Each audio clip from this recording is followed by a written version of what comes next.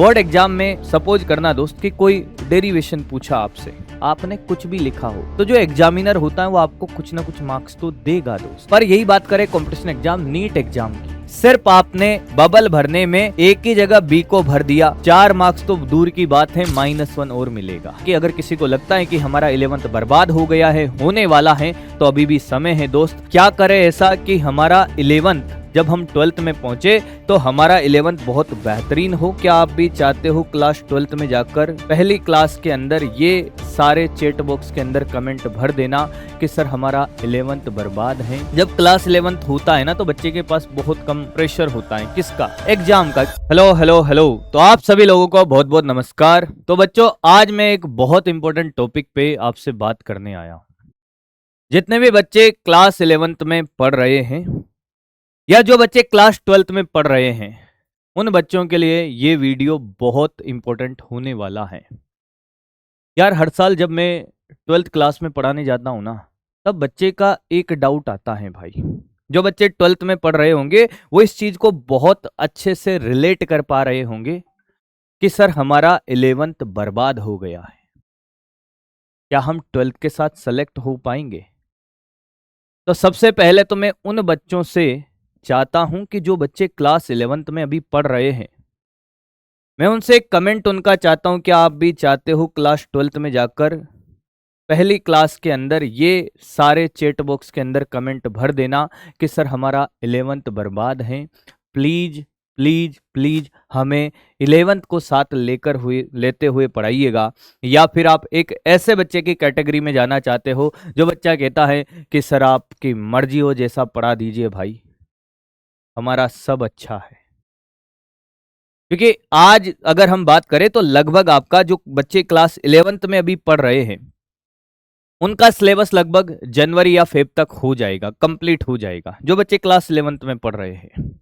अगर मैं class 11th की बात करूं तो हाँ, क्लास 11th वाले बच्चों का सिलेबस आप कहीं पर भी पढ़ रहे हो, किसी भी ऑनलाइन प्लेटफॉर्म पे या ऑफलाइन प्लेटफॉर्म पर, आपका सिलेबस जनवरी या फेब तक कंप्लीट हो जाना है। क्लियर है?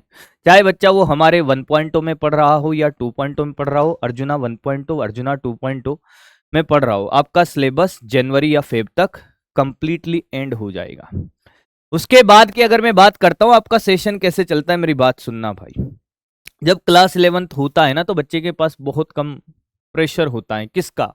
एग्जाम का। क्योंकि उसे नीट एग्जाम नहीं देना, बोर्ड का एग्जाम देना, और बोर्ड का एक ऐसा एग्जाम है जिसका सारा खेल अलग है।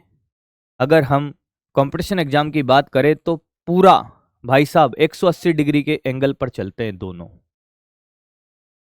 बोर्ड एग्जाम का जो रास्ता है वो इधर है और कंपटीशन एग्जाम का रास्ता इधर है दोस्त।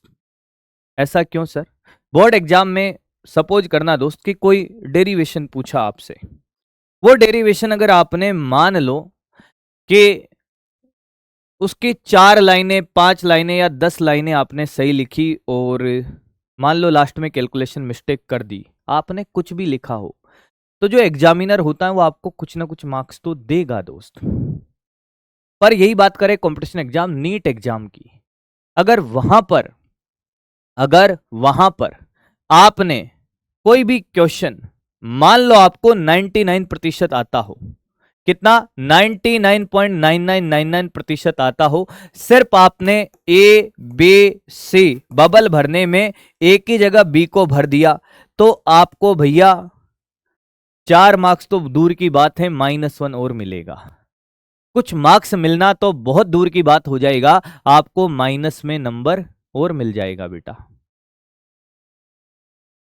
तो सर क्या करें ऐसा कि हमारा 11th जब हम 12th में पहुंचे तो हमारा 11th बहुत बेहतरीन हो, हमें किसी टीचर को ये नहीं बोलना पड़े कि साहब हमारा तो 11th बर्बाद हो गया है, प्लीज सर देख लीजिएगा सर, हम 12th के साथ सिलेक्शन चाहते हैं। क्या आप ऐसा चाहते हो? क्या आप ऐसे गिड़गिड़ाओगे 12th में जाकर? नहीं ना मेरे भाई। क्या कहेगा भाई? अरे सर कुछ भी पढ़ा दो, 11th पूरा आता है। उसके लिए क्या करना पड़ेगा? अब अभी तक 4-5 महीने गुजर चुके हैं भाई, अभी तक कितने महीने? 4-5 महीने गुजर चुके हैं, और अब भी अगर आप संभल जाओ भाई, अब भी आप सिंसियरिटी के साथ काम करने लग जाओ, एक डिसिप्लिन के साथ काम करने लग जाओ, तो कुछ नहीं बिगड़ा है। आपका सिलेबस एंड होगा मान लो जनवरी में। हाँ, इसके बाद आपके पास 2 से 2.5 महीने या 2 से 3 महीने तो मान लो भाई, 2 से 3 महीने आपको मिलेंगे। 2 से 3 महीने आपको मिलेंगे। किसके लिए मिलेंगे सर?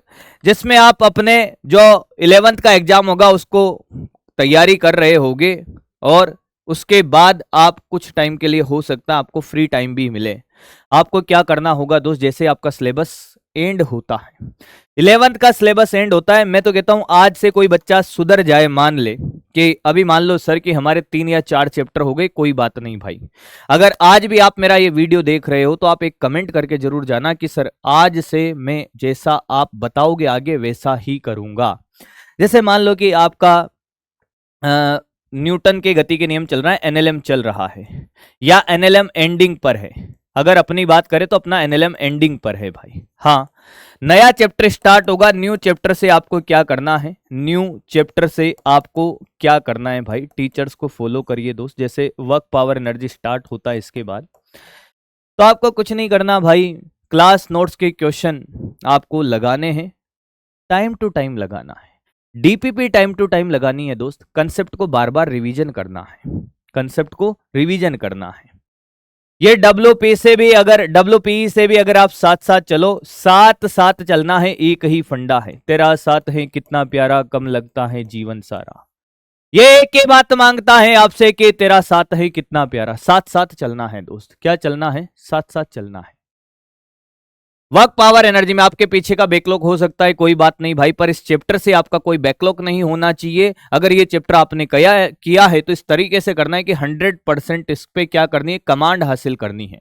कंसेप्चुअली एकदम क्लैरिटी होनी चाहिए आपको, कि आपसे कोई कहे कि मोमेंटम कंजर्व कैसे करते हैं, आपको कंप्लीट आना चाहिए, उसका कंसेप्चुअल क्लैरिटी एकदम दिमाग में सेट होनी चाहिए। एनर्जी कंजर्वेशन कैसे करते हैं, एकदम कंसेप्चुअल क्लैरिटी होनी चाहिए।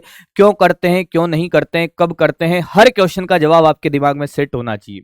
वो अलग बात है कि कोई नया क्वेश्चन मिलने पे हो सकता है आपसे गलत हो जाए, उस बात से फर्क नहीं पड़ता दोस्त। अगर क्वेश्चन आपसे एक बार में गलत हो गया तो उसका सोल्यूशन देखिए दोस्त, और उसको तैयार करिए। पर आज के जब वही 15 दिन 20 दिन बाद अगर आप उसे सेम क्वेश्चन को ट्राई करते हो तो वो क्वेश्चन आपका गलत नहीं होना चाहिए। पहली बार में हमें लगता है कि हमसे क्वेश्चन गलत हो जा रहा है, सामने वाले से नहीं हो रहा है, वो सही कर दे रहा है।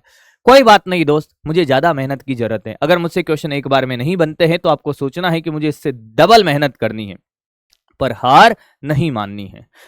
इस तरीके से अगर आप लग जाओगे, जुट जाओगे, तो जनवरी तक जब आपका सिलेबस एंड हो रहा होगा तब तक आपने साथ साथ बहुत सारे चैप्टर कर लिए होंगे। फिर जब आपको ये 2-3 महीने का समय आपको मिलेगा दोस्त, तब आप क्या कर रहे होंगे?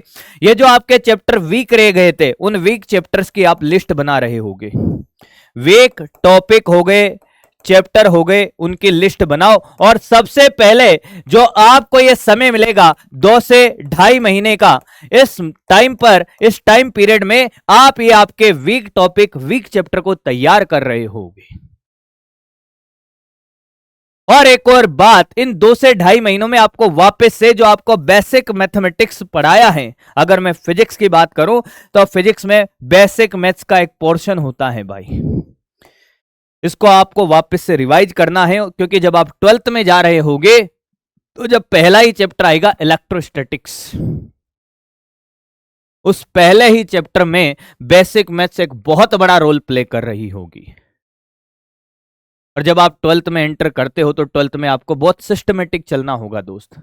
और 12th बहुत आसान है, मैं फिर कह रहा हूं 12th 11th से बहुत आसान है दोस्त। पर कैसे आसान बनेगी?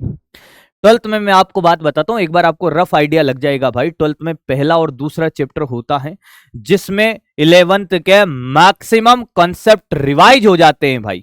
अगर आपको पहले से 11th के सारे कॉन्सेप्ट आते होंगे, तुझे सच में मजा आने लगेगा। 11th क्यों इंपॉर्टेंट होती है ये बात बता रहा हूं कंपटीशन में। 11th आपका 12th के साथ जब टीचर रिवाइज करा रहा होगा तो तुझे लगेगा कि ये सब पढ़ा हुआ है, क्योंकि 12th के पहले चैप्टर में लगभग 11th के बहुत सारे चैप्टर्स के क्वेश्चन के कॉन्सेप्ट मिक्स होते हैं और करवाए जाते हैं। तो 12th से तो डरना है ही नहीं भाई। और 12th का जो सिलेबस है दोस्त, क्या मेरे भाई, क्लास 12th का जो सिलेबस है आपके क्लास 12 का सिलेबस लगभग दिसंबर तक एंड हो जाता है। अब नीट के एग्जाम की बात करें या बोर्ड के एग्जाम की बात करें, बोर्ड के एग्जाम में आपको पहली बात तो आपकी मेंटेलिटी आपको चेंज करना होगा कि जैसा टीचर ने लाइन बाय लाइन लिखाया है वही वर्ड बाय वर्ड में अगर एग्जाम में लिखकर आऊंगा तो ही मुझे पूरे मार्क्स मिलेंगे, ऐसा बिल्कुल नहीं है। ये मिसकंसेप्शन आपको क्लियर करना है अपना।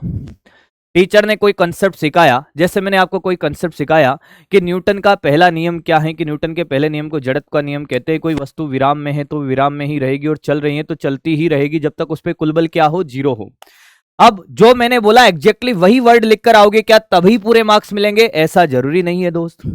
आपने कहा कि कोई वस्तु अगर रुकी हुई है तो वो रुकी हुई रहेगी, या आपने आगे लिख दिया कि कोई वस्तु गतिमान है, चल रही है तो वो चलती ही रहेगी। मैंने उसको गतिमान बोला, आपने चलना लिख दिया, तो आपके मार्क्स नहीं काटे जाएंगे दोस्त। जो आपको समझ आया है उसी लैंग्वेज में लिखकर आइए, साफ साफ शब्दों में, पॉइंट टू पॉइंट लिखकर आइए। बोर्ड का सिंपल फंडा है भाई। आपने अच्छे से लिखा है, साफ साफ लिखा है, तो आपको पूरा समझ आएगा दोस्त। क्लियर है? हाँ या ना? और आपके एग्जामिनर को भी पूरी बात समझ आएगी और आपके मार्क्स नहीं कटेंगे भाई। रही बात कंपटीशन एग्जाम की, बोर्ड एग्जाम में आपके मार्क्स कटते हैं ज्यादातर, मैंने जो देखा है भाई वो कटते हैं न्यूमेरिकल के। अगर आपने नीट का प्रिपरेशन किया है या जेई का प्रिपरेशन किया है, जो भी बच्चा है नीट जेई कंपटीशन एग्जाम के प्रिपरेशन करता है, तो सबसे ज्यादा फोकस्ड होते हैं हम किस पर? न्यूमेरिकल पर, कैलकुलेशन पर। किसी बच्चे का कैलकुलेशन वीक है, आप रफ कॉपी में कैलकुलेशन करिए, बार बार करिए भाई।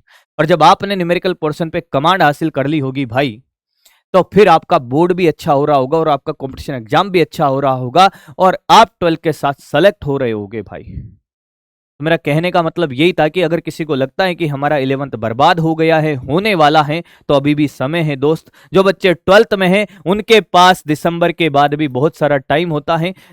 नीट का एग्जाम लगभग मई में होता है, जनवरी, फेब, मार्च, अप्रैल, मई, यानी कि आपके पास 4-5 महीने, 4-5 महीने में अगर आपका 12th चल रहा है तो 12th को अच्छा कर लो दोस्त। 11th आपके पास समय मिलेगा, उसमें अच्छा कर लेना मेरे भाई। जिन बच्चों का 11th चल रहा है वो बच्चे 11th को क्या करें, बहुत अच्छे से सीरियस होकर नहीं, सिंसियर होकर काम करें।